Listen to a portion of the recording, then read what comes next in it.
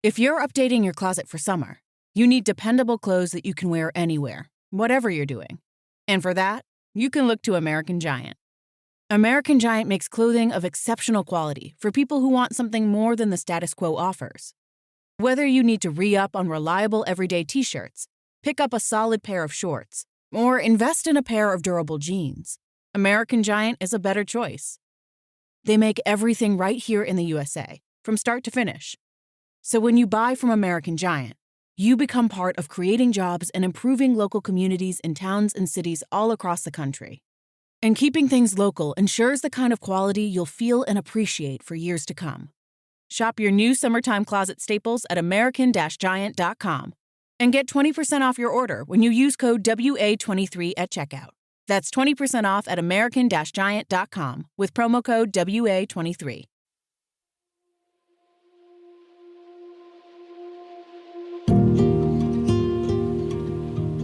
Bonjour, bonsoir, whatever time of day it is for you, wherever you are at in the world.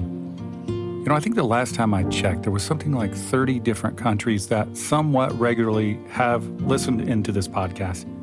I mean, some are in countries like that only have one listener, but hey, that counts.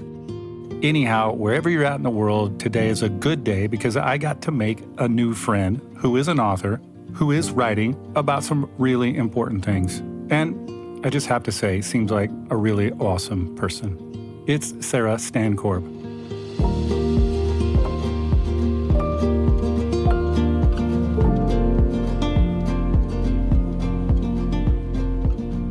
Sarah has written for the New York Times, Washington Post, Vogue, Slate, and recently she wrote a book called Disobedient Women: How a Small Group of Faithful Women Exposed Abuse, Brought Down Powerful Pastors, and Ignited an Evangelical Reckoning. Yeah, that sounds good.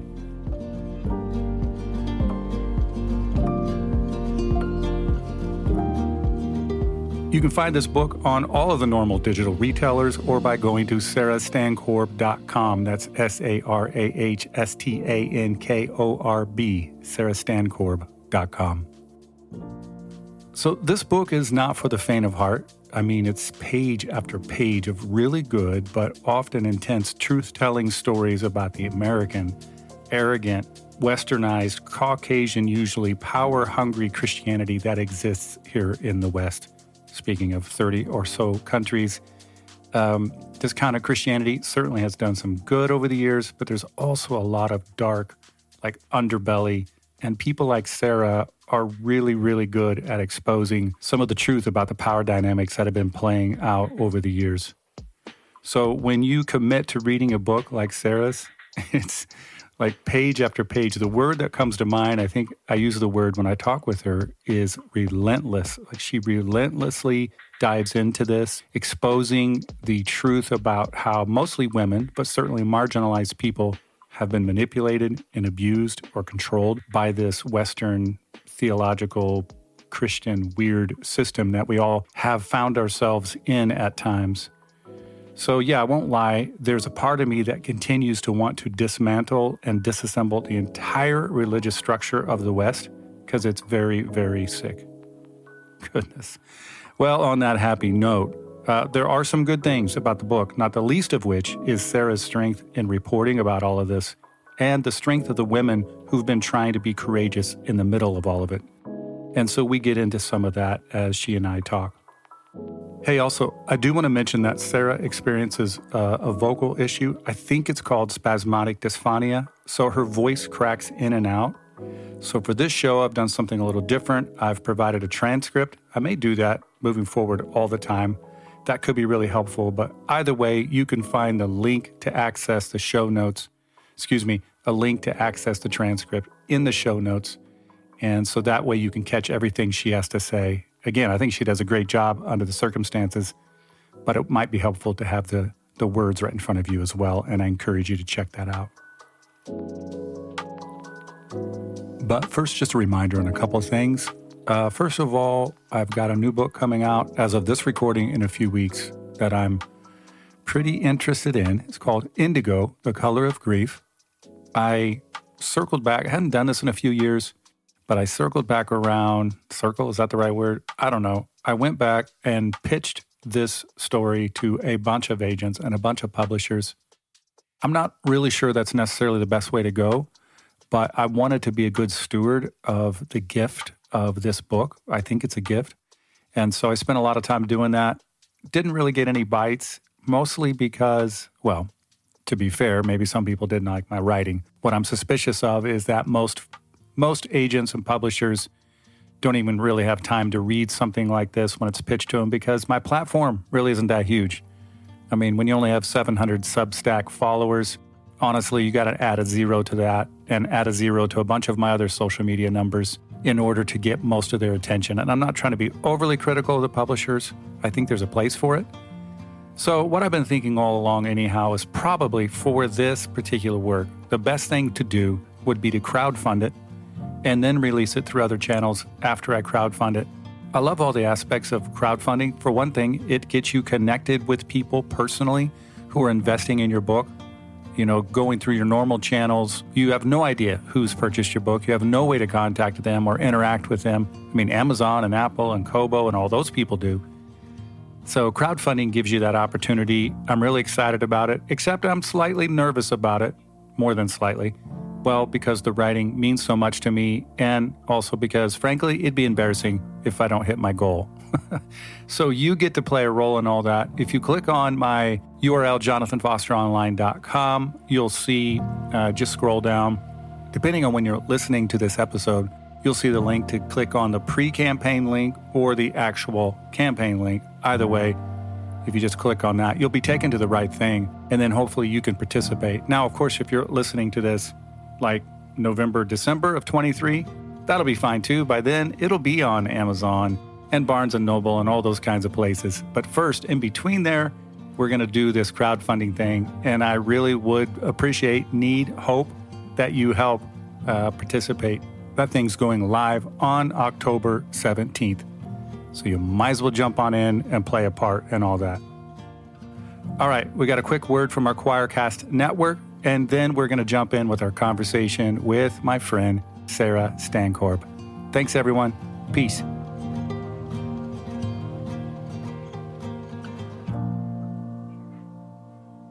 This Choircast podcast episode is brought to you by The Wisdom of Hobbits, by me, Matthew J. DiStefano. In this hopeful yet at times poignant homage, I focus on everyone's favorite halfling friend, the Hobbit. A charming people, this Shire-based race has captivated, enthralled, and enchanted the hearts and minds of millions. And though they're not a religious society, I argue that spiritual truths, love, kindness, generosity, hope, and even compassion can be found within their familiar yet still relevant and didactic tales. So come and enter a world of adventure and intrigue. Whether it's your first foray into Middle-earth or the Shire is your second home, allow me to inspire you toward discovering your own inner hobbit. Available now on Amazon, Barnes & Noble, or wherever you get your fine, fine books from Choir Publishing. All right. Okay, welcome everyone. This is my new friend, Sarah Stankorb. And I came across Sarah, I guess, was it through Substack or maybe a piece you wrote in one of the periodicals recently, and I immediately recognized a voice that I was interested in. And so I jumped on that, and anyhow, one thing led to another, and Kelly connected us. And so really glad to have you on the show today. Yeah, thank you so much. I'm really happy to be here. Yeah, well, let me just say, first off, before we get into it, well, we're already into it, but the book, it's called Disobedient Women. It's really good. I try to have people on, well, I mean, I do have people on that I'm interested in and that I want to hear. And it's a, excuse me, it's a bonus when there's good writing. So the content is strong and the way that you've written it is strong. You're clearly a journalist. I'm a writer. I like to take pride in my writing, but it's different than the way you're writing. I mean, you're the way you wove and are weaving everything together is really, really good. And I just wanted to make sure I mentioned that up front. And I appreciated that. And the work itself is like the word I had last night when I was finishing it up. Well, it's the word I had basically every new chapter, like, oh crap, here we go again. There's some other train wreck of some asinine chicanery that some white, Christian dude is doing. So the word I had was relentless. Like you just kept after it. Yeah. And I really appreciate that. And I genuinely don't think I could have done it. I think after a few hours of it, I'd just be like, these people are crazy, except, first of all, I'm part of the religious group. So I'm, not that I advocate for any of this stuff that you're writing about, or I certainly hope I haven't perpetrated such craziness, but I'm like, the religion group's my group, it's where I come from. So what am I going to do? And then also, yeah, I couldn't have done it, but I'm glad there are people like you that have. And it's a really important book. I was not surprised to see people like Kristen Dumais and Angela Dinker write endorsements for it, because it's all in that same line. Like if people read all three of those books, first of all, I'm not sure anyone would ever step inside a church again for the rest of history. But but secondly, really, really, really important stuff. So I'm basically, it's a rambling introduction to say thank you. It's really important work. You wrote it really well, and I hope people will read it. Thank you. The relentless, that's really a good word for it.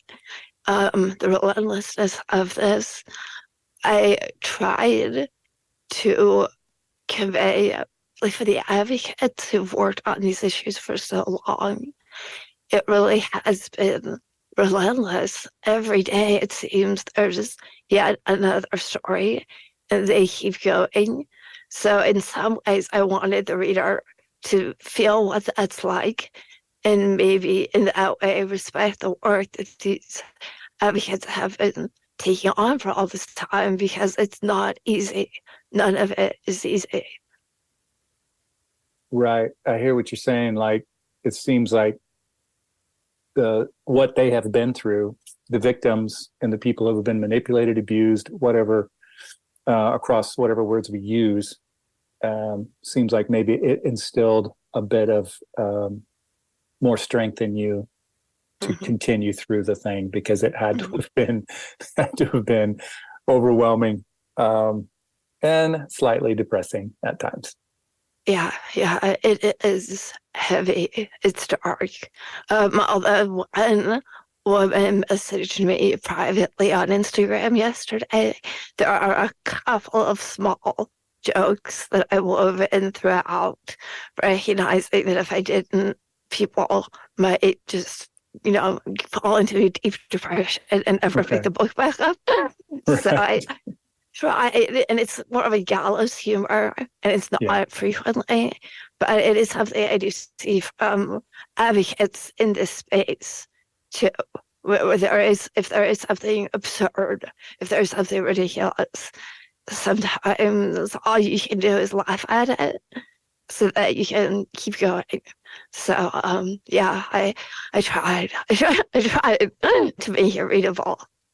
Oh, you did. And I really, an extra element to it was the way you wove little bits and pieces about your parents and your relationship with your dad through that. I think that made the book kind of go next level, because it was all of a sudden the lens shifted, and it was similar but slightly different. What were you going for with that part of the book in terms of you and your parents? And I saw that you dedicated it. I'm a writer, so I happen to always look at what people dedicate the books to. Sometimes it's interesting, sometimes it isn't. So you dedicated it to your mom. What was going on with all that? Yeah, so initially I had only planned to talk about a little bit about my own faith and the change in my own faith. And it just so happened that I think it was a month before I got the book deal, my father, who was an alcoholic and explosive through all of my childhood, he broke his hip, and then I became primarily in charge of both of my parents care. Both, it turns out, I had dementia, and I had to coordinate all of it, and both got sicker. My father ended up with lung cancer, as his memory was also depleting. It was just sheer chaos. So I was balancing all of the research in the book with my own family and my own family history. So I think in some ways, there's no way I could have written this book without that in that time, without a little bit of it seeping in. But because I was thinking a lot about memory and how memory works given the dementia, and I was also in a lot of ways re-experiencing my childhood through these events, it also gave me a clearer lens for how abuse works. And I realized what I had grown up with, as bad as it had been, it was an entry point for a lot of people outside the church to at least understand what abuse is. But also, I felt like it let me differentiate between the abuse many families experience and spiritual abuse, which is what the people in my book experienced. And I tried to be clear about this. When I was a child, and my dad would have a bender and just be terrifying, I was scared of him. I thought something was wrong with him. But unlike my sources, I didn't see him as the head of the house put there through some godly means, or like some of my other sources whose pastors are the ones who abused them. These people who they saw acting with God's authority. There's this extra damage, this extra hurt when you believe the harm you're going through was God's will, was under God's authority. And there's a unique pain that I felt like sharing my story could maybe contrast. Yeah. I really liked how you did that. And I totally was catching on to that and just being reminded of that. It's one thing, like what you're saying is you grew up in this dysfunctional home, but at least it wasn't attached to this spiritual, God-like father figure that so many people grow up in. So many people. It's just really amazing. But nevertheless, you did a really good job with that. And I thought it added an extra dimension to the whole story. Thank you. And it should be said, even though you didn't have to attach it to the spiritual abuse, it sucks that you went through that. And for whatever it's worth, sorry. Yeah, thank you. And the story, yeah, you're writing this. It's so recent. COVID's happening. What's going on with your parents? You're tracking down all these crazy stories. So you were really brave and strong. It's kind of messing me up just thinking about it, talking about it. So when you started somewhere at the beginning, you talk about all the difficulty that the readers are going to have to navigate as they read the book, but also that there's some positive stuff. So I read the book looking for the positive. I didn't find it for a while, but by the end, I recognized something that was really resonating, was ringing true with me in other things that I've been through. So I'm a former pastor. I've kind of been in basically evangelical world. My denomination wasn't so much evangelical-ish. Well, it kind of is. It's gotten more that way. But mega church was definitely kind of like the thing that wields the strongest gravitational pull where I come from, church planting and those kinds of things. And so I was, just for a little bit of backstory, I was asked to leave my denomination a few years ago over LGBTQ plus, because I tried to be pro-human and it wasn't going to work. And that started a series of, cascading things that I saw a lot of common denominators that were really, really disappointing and evil. But also what I'm trying to say is I located some really positive stuff in the middle of all that resonated with what I read in your book. And so before I say what I think the positive news is, what do you think? What do you think the positive news is? I mean, for me, it's human resilience. It's seeing people taking on these massive institutions and really motivated to do it by nothing more complicated than the truth. And that can bolster a person through something so difficult. That to me is the major takeaway, and something that throughout all of it, I mean, each of these stories, I had to hold on to something. And I wasn't just interviewing people. I was fact-checking and chasing down documents and doing all of the things you have to do to vet a story. But there are also times where I would just be forced to stop in the midst of all of it and think, my God, this is one person, and over here is one other person. And really, without the internet, they would have known these other people existed. And maybe they wouldn't have been fortified to get through this. But by finding each other, they got through. And I'm not a church goer anymore. But there is this almost the only word I can come up with for it is almost like a congregation of truth tellers who are motivated, I guess, by a doctrine of protecting other people. And that's a beautiful thing to witness. Yep. Yeah, me too. And that's pretty much what I was going to say as well. About halfway through, 60% through, I was like, oh yeah, I get it. I know why she's saying there's something positive here. It's basically what you just said. And your last line is, you're talking about, all these people, mostly women who have been, victimized by the spiritual institution. So the last paragraph is, they were called disobedient, Jezebel, Satan's mistress, while they tried to protect others. From them, I learned a vital lesson.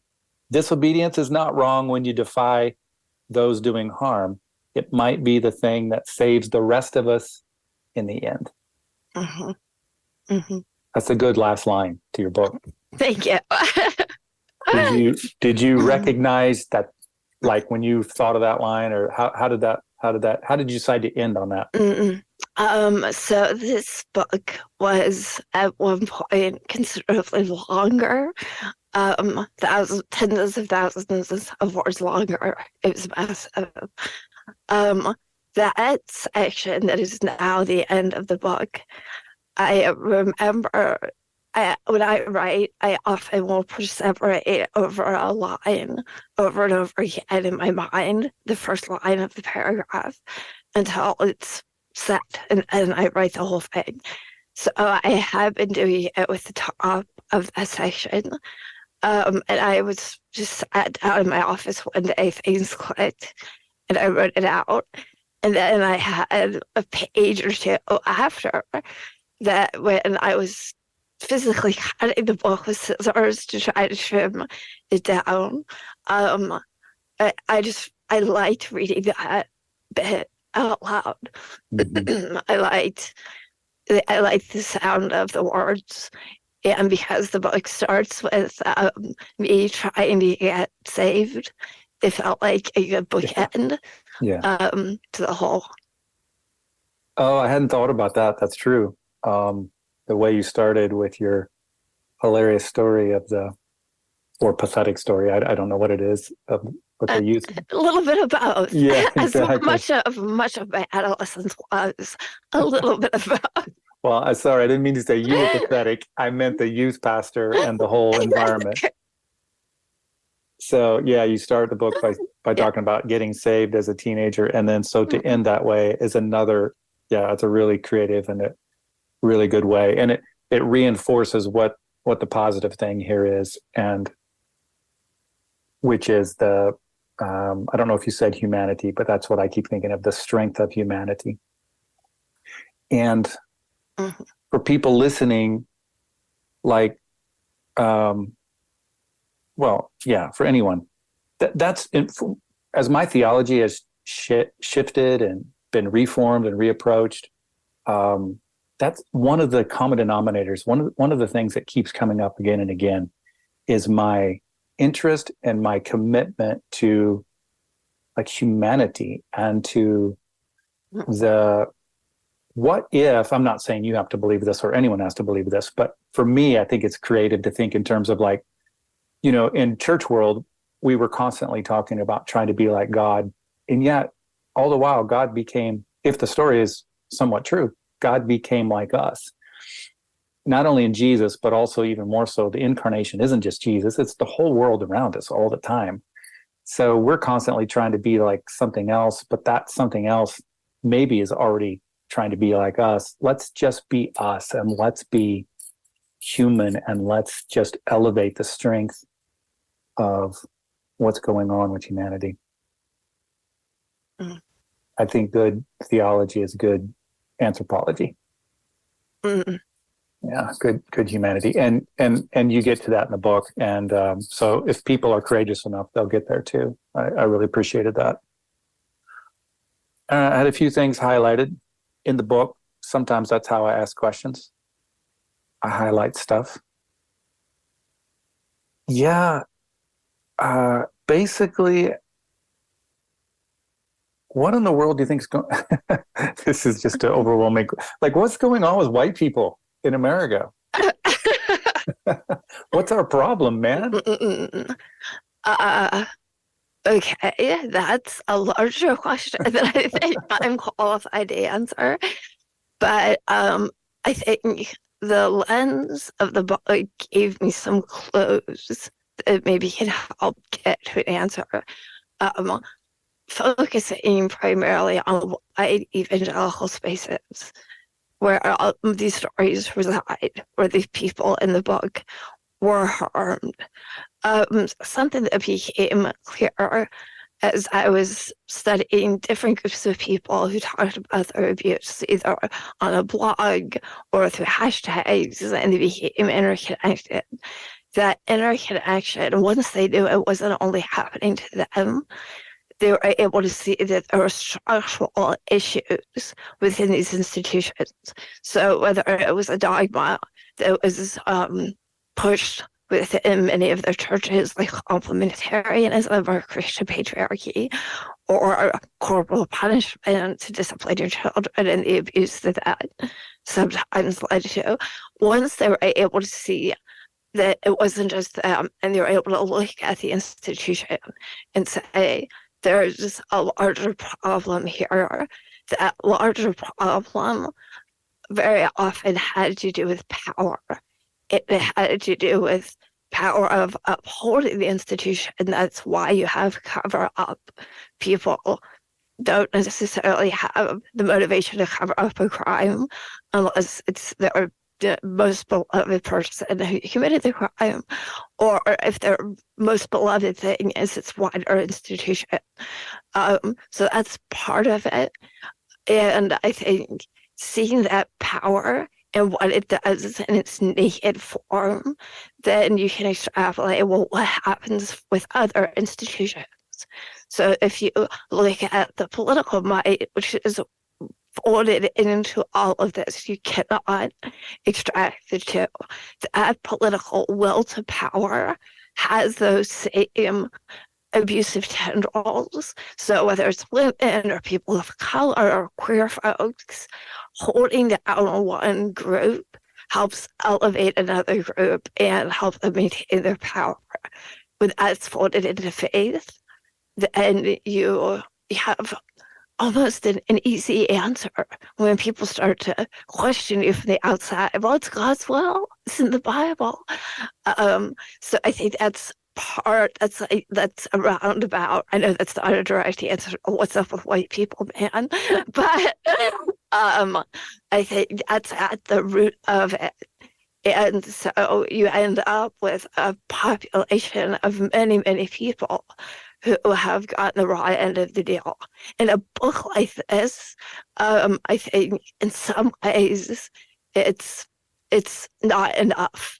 Like many of my sources are white women from within this powerful group of churches, group of religious communities. And still, what they went through. So then you add in people with even less power. And I think that it's a starting point, but it's not the end of the conversation by any means. Oh, yeah, for sure. For sure. We got to have people who pick this up and run with it even more. What do you think would have happened on January 6th of, was that 21? If the people scaling the walls had been Black people or queer people or people of color, what do you think our country would have done? I mean, I'm careful with hypotheticals. Sure. I will say, so I was sitting at my computer wrapping up a story on January 6th, and I had popped over to C-SPAN just to keep the window open. And I saw people walking through the rotunda, and I called my husband and said, like, we've been there on a tour. They're knocking the stanchions over. Like, what is happening? This isn't anything I would be allowed to do. And I think the lack of reaction speaks volumes. And not to keep pulling back the book, but I think it's difficult when you see yourself or you see an in-group behaving badly. It's a little more difficult to call them on it because you empathize this in a way, or you may think, well, I would never do wrong if I were here. Like, surely they just maybe want a tour. Maybe they're just excited. I don't know what people are thinking. But it's difficult when you see yourself in a group to suppose they'll do something unexpected or something you would not do. So, and I think that makes it easy to give a pass when other groups of people would immediately have been arrested. It would have been stopped. Or at least there would have been a more severe attempt. There would have been a faster response from the president's office if they were not his supporters. I feel fairly safe saying that much. Yeah, I do too. I think it would have. Yeah, thank you for, we probably should stay away from hypotheticals. But whenever I think of January 6th, that's the first thing that comes to my mind, because that's what was coming to my mind as the day unfolded. If these were anybody but these white men, mostly, I think the country would have imploded. So in a roundabout way, again, your last line,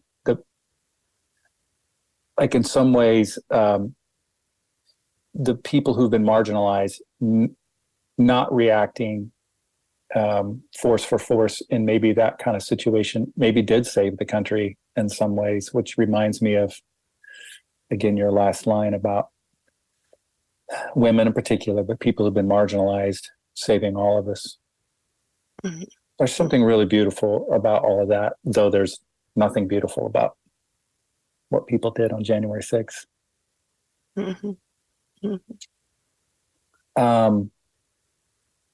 I also wanted to say, I totally agree with you on the power thing. I think that might be, it's hard to pin it down to one issue, but that might be the underlying issue.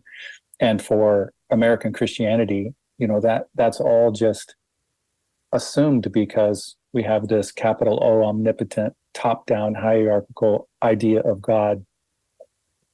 When you begin to suggest, when any of us begin to suggest into these institutionalized capital O omnipotent thinking settings that, oh no, God might be incarnated in the midst of all of us, and that there really is no hierarchy and it's all flattened, and it really upsets everything. Yes, it does. I think so. For the years I initially started reporting on these women, I thought I was reporting on something called Christian patriarchy. And really, for me, after January 6th, and it forced me to start rethinking, because the structures that were causing women, demanding that women submit, demanding that women keep quiet, and other survivors. But that mandate was really focused on women within these churches. It was also a part of a larger project of dominion. So there's this encouragement for women to have as many babies as possible. Use your womb to populate the army for God. So in that way, you're a tool for this dominionist attempt to fill the nation with Christians. So that's a part of it. So you have a role, but you're low. You're low in this hierarchy. And then as I was studying other communities that were a little more blatant about their hopes to create dominion over the people around them, over the rest of the country, I started to realize that this Christian patriarchy thing was just one element of Christian nationalism. And I had a moment where I thought I should have seen this coming. I don't know that anyone really saw it coming, but now I think a lot of our eyes are open to this thirst for power that is very honest about what it wants and about the power and control it wants over the rest of the country. And I'm hoping in some ways this book serves as a warning for people who don't exist in these spaces, who are not in these sort of churches, who usually would roll their eyes and say, oh, that's just church stuff. It's not. It's bleeding all over the place. And if that power gains more control, what would that mean for the people within those communities, but also for you? And that's a big question, and I'm not sure I have an answer, but I wanted to make a place for people to at least start thinking about that. Yeah, and you do it very well. For me, yeah, part of my reconstruction has been reapproaching power. I had to reframe it. So now I think in terms of power, like relational power is different than authoritative power. Mm-hmm. So relational power is full of consent. And by the way, my dissertation, I wound up calling it Theology of Consent. Mm-hmm. But it's full of consent and agency and, empowerment to others and autonomy. That's relational power. Wanting the best for others. All this other stuff is BS. This hierarchical power. And sometimes I say it this way, for those who care about the Bible, some people listening don't care, which is totally fine. There's a way to read the Bible that might lead you to think that if there's a God, that God's like capital O, omnipotent hierarchy power. I just think it's a really unhealthy way to read it. Mm. And our American Christianity is evidence of that for the most part. Tell me about the rapture. You had great story. That was you, right? In the book about when yes. you were in junior high or high school.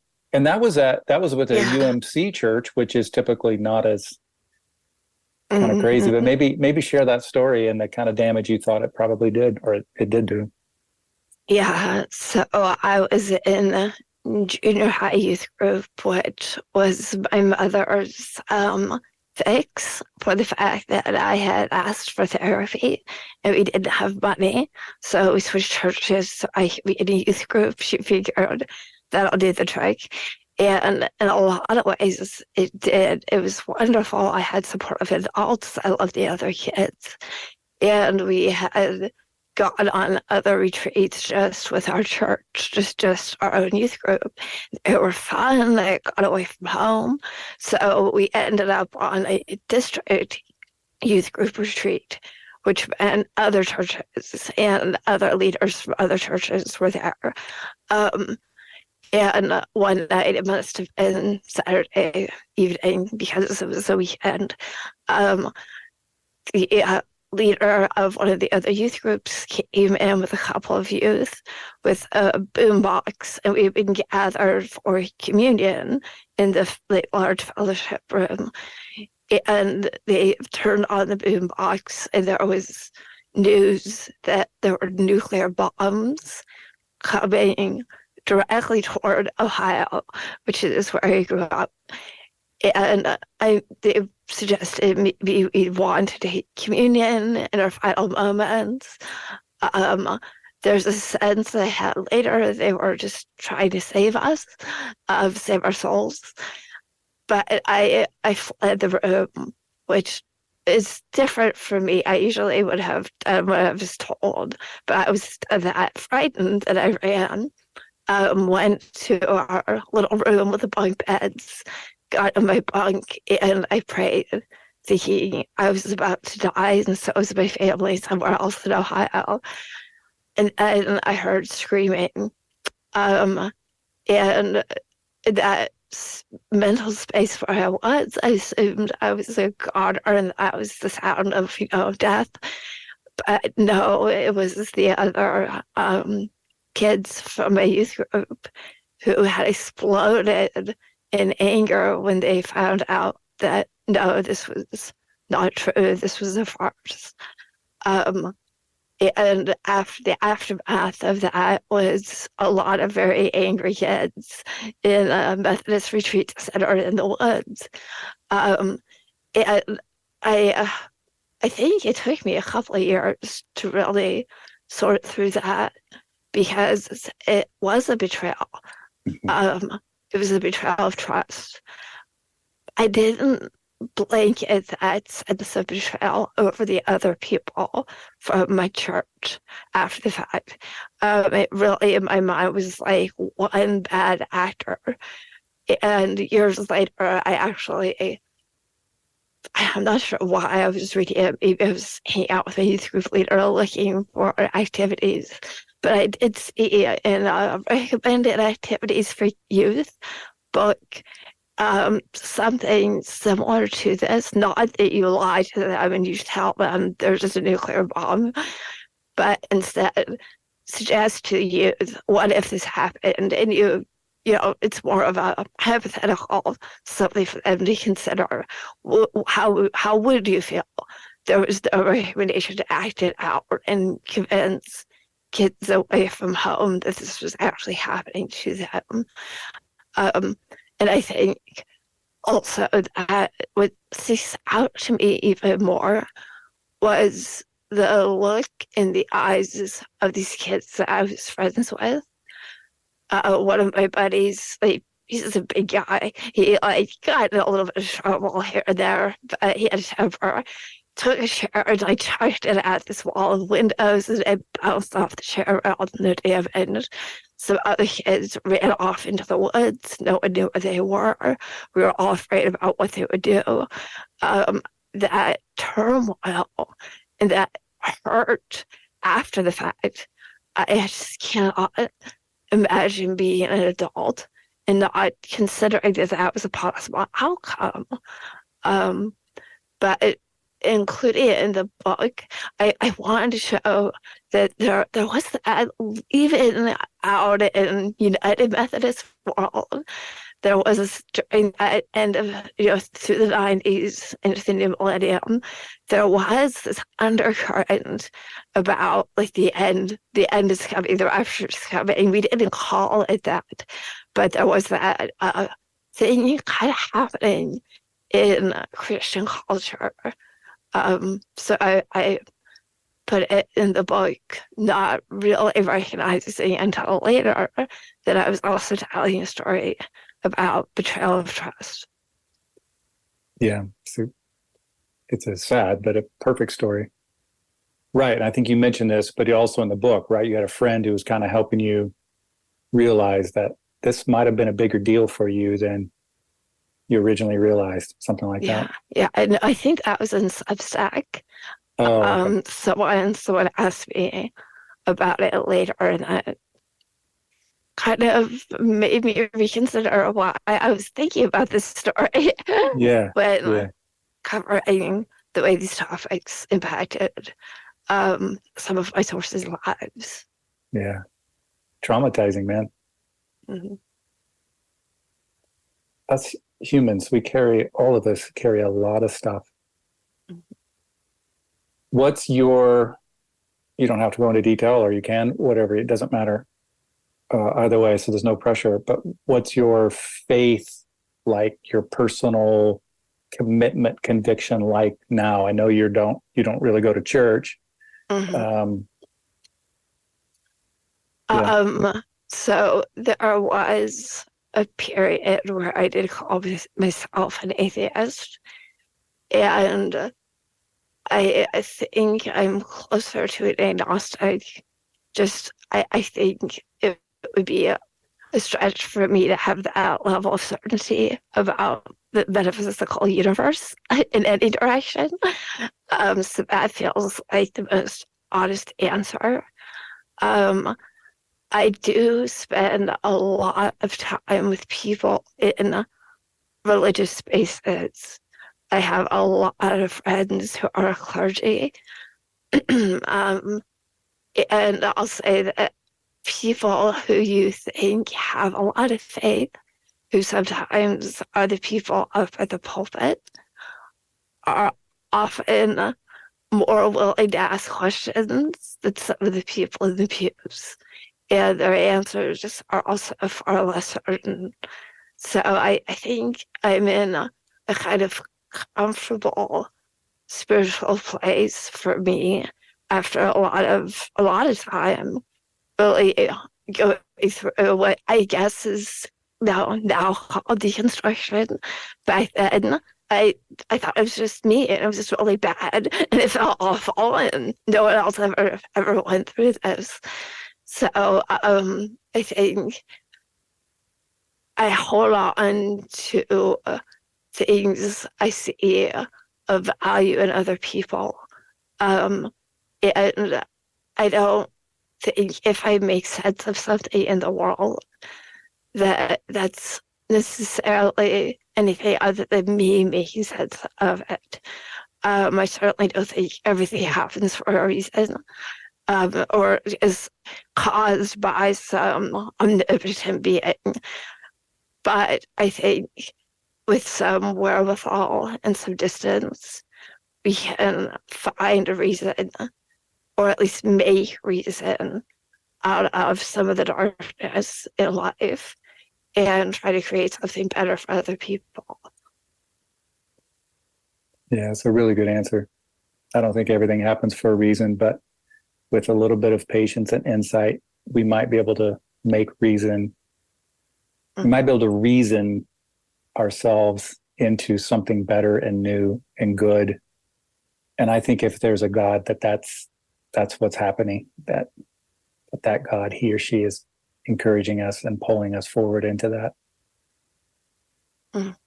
And I realized quite a while ago that some of my atheist acquaintances were probably being more honest to what's going on in life and maybe with the scripture or whatever else than a lot of my so-called theist Christian friends. So if anyone's listening, yeah, let's see. I want to say this right because I'm not trying to I don't need anyone to be anything. But it's possible, I think, to be an atheist and to be more in tune with love than it is to be quote unquote a Christian. Mm-hmm. Mm-hmm. Because, and I'm really thankful for the atheists in my life who kept pointing out the inconsistencies of this God that I was introduced to or I was told existed that needed sacrifice or needed the death of his own son. None of that. That just doesn't make any sense. Mm-hmm. Do you have kids? Two. Yeah. I was just starting to say, especially when I became a parent, I never needed any of my kids to be hurt in order to give the other one forgiveness or something, So Mm-hmm. Anyhow, I interrupted you. You started to say something. Well, no, I think I forgot. So, oh, no, I did know. A lot of this work in reporting on abuse within the church, I try to balance, because it's true, because it's accurate, that people in the advocacy world on this topic, some are very, very faithful, and I don't know how, and they're very impressive, and some have completely walked away. And it's one of these interesting intersection points in this country, and you don't get this publicly in a healthy way very often, but they just work together. And there can be arguments and people can get annoyed, but it's a place where I can find a diversity of opinions and a wide breadth of people with a lot of different outlooks on how the world works, but they share a motivation, and the motivation is protecting other people. And that's explaining that to like a magazine editor. You know, I have a church story. Well, we don't have a lot of Christian readers. Well, it's not just for Christians. This is there are some universals, no matter what theology people are coming from, that I appreciate. And it feels more honest to be telling stories that show people do have different ideas. There's not just one way of being alive in the world. Right. Yeah, it's a pretty cool, I'm sure, very hard job that you have in that space, but it's a pretty cool job to be able to, like, some of us just don't get that opportunity to step into some of those less theological or less quote unquote spiritual, which is a silly way to look at it, because I think probably everything has an element of spirit to it. But to be able to go into those settings and write those kinds of stories, that's pretty cool. Mm-hmm. Mm-hmm. I want to be like you when I grow up. Okay.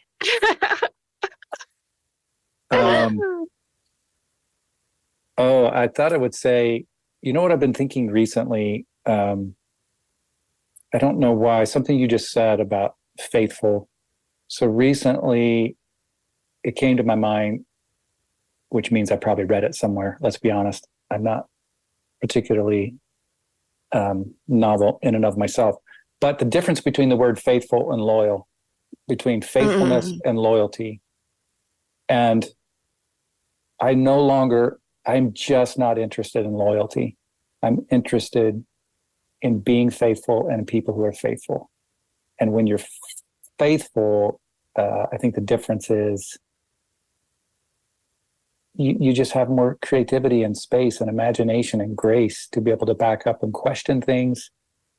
And all of us have done ourselves a big disservice by, I just don't like the word loyalty at all anymore. Mm-hmm. That's not a question. It's just a comment. Yeah. It's understandable. Yeah.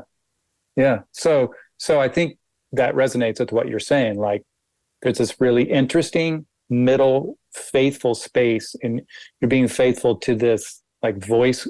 I don't know what it is, this thing, this whisper, this invitation to stand up for people. First of all, seems like a Jesus move to me, but Jesus may or may not have anything to do with Americanized Christianity. Mm. All right, so the book is called Disobedient Women: How a Small Group of Faithful Women Exposed Abuse, Brought Down Powerful Pastors, and Ignited an Evangelical Reckoning. Sarah Stankorb. That's quite the subtitle. It's very, very long. It's hard for me to remember. Honestly, it's too long. Me too. That's why I had to read it. But that's what we do. We that's the game. Cool title. Then you have to have a subtitle that kind of wraps it up. And you do. It works. Thanks. It's really good. Where would you encourage people to find you? So I am still on Twitter or X, That's whatever it is it's this called. week. Yeah. Because the people I write about are still there, so I have to be there. Yep. My website is just sarahstankorb.com, and that has links to my Substack. I'm about to load on a book club discussion guide for the book. Cool. And there's just a Spotify playlist if you want to listen to what I listened to as I wrote the book. There's an academic guide, all sorts of stuff. But I'm the only person in the world with my name. So they'll find that's good. That's good. Is your book club thing going to be on your website or on the Substack? On my website, at least. And good idea. I should put it on Substack. Yeah, you probably should. I'm literally in the middle. One of my projects right now is uploading some stuff to Substack to try to, give paid readers an extra thing. Mm-hmm. It's such a cool, I've only been on since February. I switched over, but I really am enjoying it. Yeah. Okay. Well, thanks so much. Thanks for allowing me to mess up the time zones. We still made it happen. And, I'll say goodbye, but then I'll stop the recording here. Then I'll say goodbye offline. So to the listeners, peace, everyone. Thank you.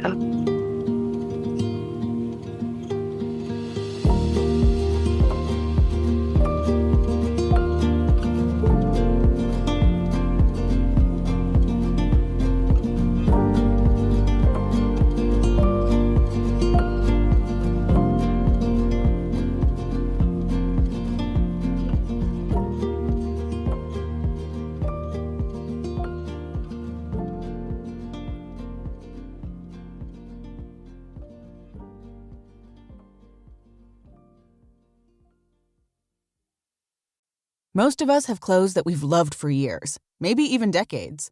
But it's harder than ever to find clothes that will stand the test of time. So before you update your closet this summer, take a look at American Giant. From hoodies and t-shirts to denim and more, they've got everything you need to build a wardrobe that you'll be proud of for summers to come. American Giant is made in the USA. That ensures that they can deliver items of exceptional quality. But it also creates jobs across the country. You're not just buying clothes that last. You're helping create a lasting change in the communities where they're made and a connection to the seamsters, cutters, and factory workers who make them. Discover the American Giant difference today. Shop wardrobe essentials that last a lifetime at american-giant.com and get 20% off your order when you use code LT23 at checkout. That's 20% off at american-giant.com. Promo code LT23.